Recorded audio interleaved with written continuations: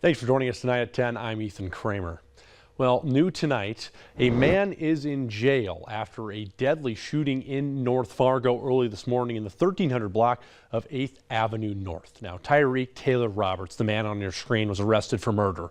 Officers say when they arrived on scene, they found a man who had been shot and killed.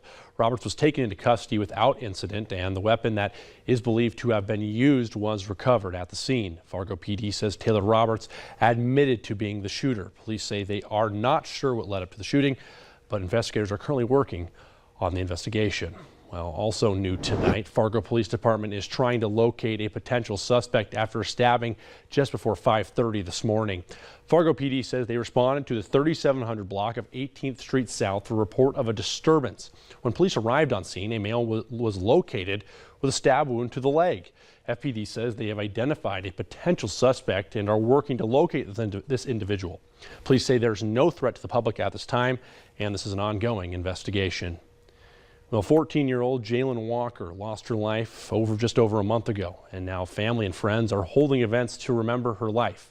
Valley News Team's Harrison Prey has the story.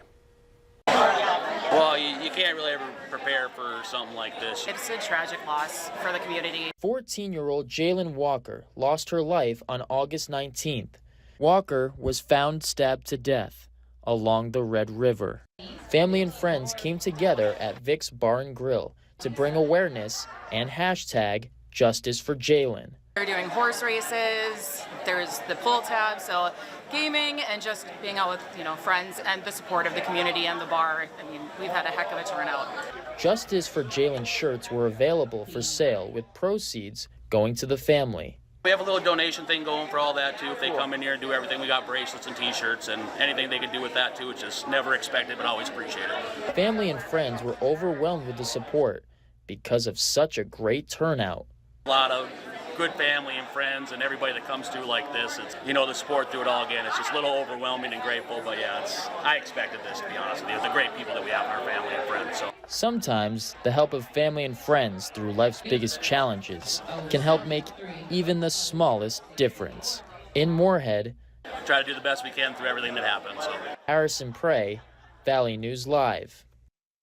Well, shifting gears, take a look outside. An absolutely beautiful evening here in the Fargo area. I'm going to send things over to meteorologist Joseph Williams. Joseph.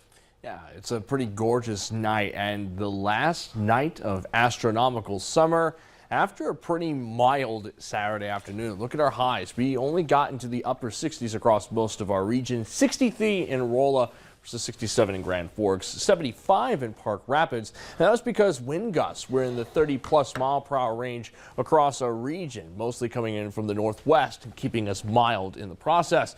Now we're in the low 50s in Fargo, 51 currently, and around 54 in Detroit Lakes. Still hanging on to a 58 in Brainerd and 50 in Bemidji. And again, a mild night ahead of us. Satellite and radar showing clear skies across the region, just a few clouds, and that's it. The northern half of our region under a high and stable heading into tomorrow as well. So basically, as we transition into fall, the first day of fall being tomorrow, we're going to be mostly clear and sunny. Temperatures in the low 40s for the morning commute.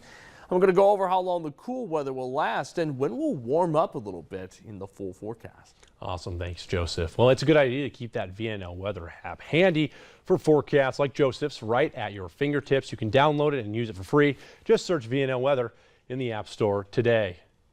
Well, a scam alert for you. The city of Fargo is warning residents about a phone scam involving its utility billing department. The callers asked for the customer's social security number, date of birth, and debit card number.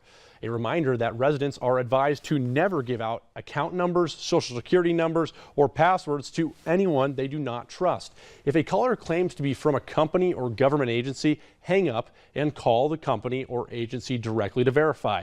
Anyone who believes they have been scammed should contact the authorities. Well, one person has died and 2 others are injured after a crash just south of Ellendale. North Dakota Highway Patrol says around 7 a.m. Wednesday, a GMC Sierra was heading southbound on Highway 281 when the driver slowed to make a left turn. A Subaru Ascent struck the Sierra from behind, causing both vehicles to leave the road. The driver of the Ascent died, and the passenger in the Ascent and the driver of the Sierra both suffered minor injuries. The crash is still under investigation. Well, continuing coverage, Ian Kramer pleaded guilty yesterday to all charges he faced in connection with the crash that killed a North Dakota sheriff's deputy. Kramer changed his plea in the December 6th death of Mercer County Sheriff's Deputy Paul Martin. He faced homicide, fleeing a peace officer, reckless endangerment, and other charges. The homicide offense alone is punishable in North Dakota by up to 20 years in prison and/or a $20,000 fine. Well, more continuing coverage. Yesterday marks 10 years since NDSU student Tom Bierson disappeared and was later found dead. His body was recovered in a Moorhead RV dealership, and police say the homicide case remains an active investigation, and to some, they still can't believe he's gone. They found him, and your heart just kind of breaks. You don't know what to think, you don't know what to feel. You're just really in shock, and you still kind of feel that way. Like even 10 years later, like it's still kind of a shock that it all happened and everything is so unexpected. Well, for more powerful stories like that and to watch the entire story, download the free VNL News app. Just search VNL News in the App Store today.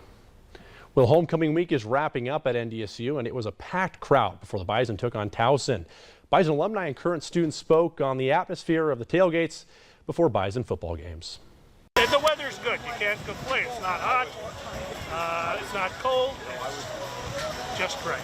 We've always just had friends and family come, and it's always just been a great time. And we, have pride for the Bison, and it's just awesome. I'm thinking the Bison will win. It's homecoming. They have to. In my hopes, it's a blowout.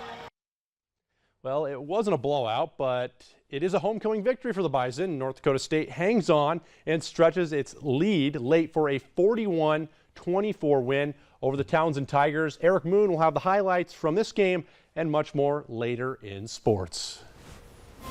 Astronomical Fall will kick off around 7:43 a.m. tomorrow. So we're going to be starting off the fall season on a mild note. I'm going to go over how long the warm weather will last in the full forecast.